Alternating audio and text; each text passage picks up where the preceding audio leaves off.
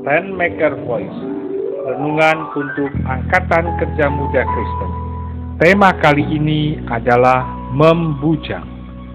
1 Korintus 7 ayat 1. Adalah baik bagi laki-laki kalau ia tidak kawin. Saudara-saudari, dalam Matius 13, Tuhan mengatakan bahwa kekhawatiran duniawi mudah sekali menghimpit gandum ke dalam semak duri, sehingga tidak dapat berbuah. Singkat kata, pernikahan akan mengundang masalah dalam urusan keluarga, ikatan, kesusahan, dan kekhawatiran. Perkataan Paulus di sini tidak melulu ditujukan kepada pekerja, juga kepada semua saudara-saudari di dalam gereja.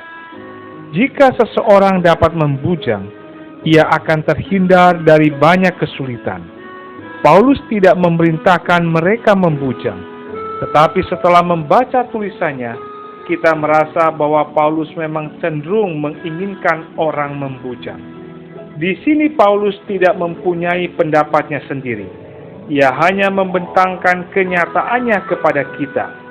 Jika kita menikah memang baik, sebab dapat menghindari bahaya dosa.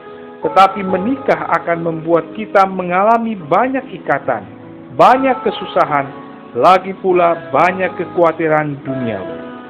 Saudara-saudari, Paulus selanjutnya memberitahu kita, orang yang bagaimana baru boleh membujang.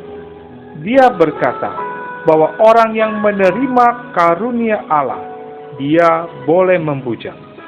Membujang adalah satu karunia Allah.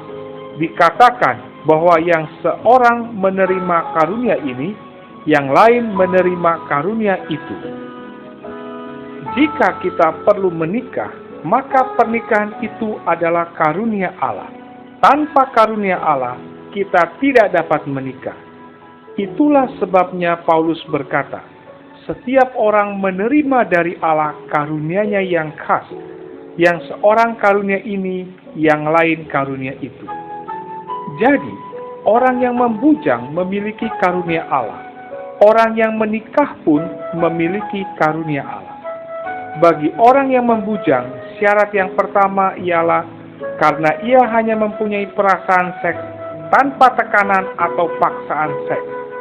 Pada beberapa orang, kekuatan seks itu menekan dan memaksa mereka.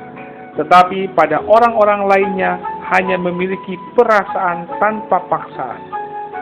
Pada orang yang tidak ada perasaan seks atau paksaan seks, bolehlah ia membujang. Kedua, orang itu sendiri berniat untuk membujang dan hatinya teguh. Di dalam ayat ke-36 dan 37 mengatakan, tetapi jikalau seseorang menyangka bahwa ia tidak berlaku wajar terhadap tunangannya, jika tunangannya itu telah bertambah tua atau melampaui umur, dan ia benar-benar merasa bahwa mereka harus kawin, baiklah mereka kawin, kalau ia menghendakinya. Hal itu bukan dosa. Tetapi kalau ada seorang yang tidak dipaksa untuk berbuat demikian, benar-benar yakin dalam hatinya, dan benar-benar menguasai kemauannya, telah mengambil keputusan untuk tidak kawin dengan tunangannya, ia berbuat baik. Saudara-saudari, di sini Paulus menunjukkan kepada kita bahwa membujang adalah kemauan orang itu sendiri. Tidak saja padanya tidak ada paksaan seks, bahkan dia sendiri ingin membujang. Kalau ada orang mengira tidak wajar bertindak demikian terhadap tunangannya, ia boleh menikah. Tetapi jika ada orang berniat membujang dan benar-benar yakin dan teguh dalam hatinya, maka ia pun boleh membujang. Jadi, dalam hal ini perlu ada keyakinan atau keteguhan hati.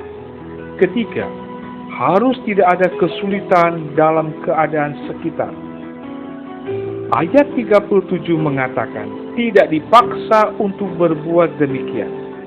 Ada orang yang ada kesulitan dalam keadaan sekitarnya, tidak mudah berbuat demikian. Ada orang, kalau dia membujang, maka akan timbul kesulitan dalam keluarganya. Karena itu, untuk bisa membujang harus ada pengaturan lingkungan. Jadi, di sini Paulus memperlihatkan kepada kita 3 syarat bagi orang yang ingin membujang.